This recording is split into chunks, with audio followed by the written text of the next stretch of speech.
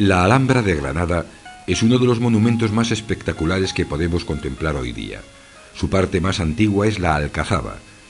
Esta es un recinto militar, por lo que cuenta con diversas torres defensivas, como las de la Vela y la del Homenaje, entre otras.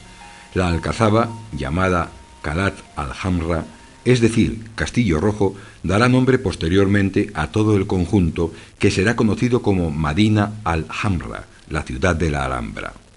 Junto a la Alcazaba surge posteriormente una ciudad palaciega. El complejo de los palacios nazaríes, que pudieron ser 7, comienza por el Mesuar, en el que funcionaba el Tribunal Real. Anexo a este se situaba el Palacio de Comares, articulado en torno al magnífico Patio de los Arrayanes. El Patio de los Arrayanes era el centro de la actividad diplomática y política de la Alhambra. En él se realizaban grandes recepciones y era el sitio en el que las personalidades aguardaban a ser recibidos por el sultán.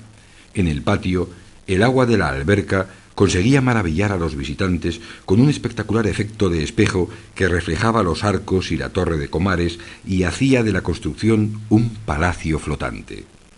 El conjunto de los palacios nazaríes se completa con el complejo de edificios situados alrededor del Patio de los Leones, quizá el lugar más emblemático de la Alhambra.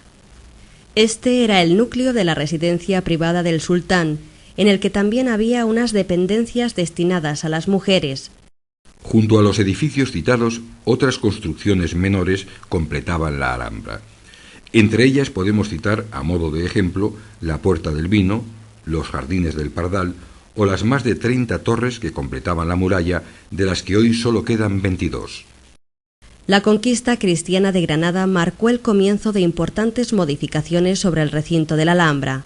Por encima de todas destaca el Palacio de Carlos V, quien pretendió con este edificio construir el gran centro político y residencial del imperio. Construcción cristiana fue también la iglesia de Santa María, edificada sobre las ruinas de la que fue gran mezquita real.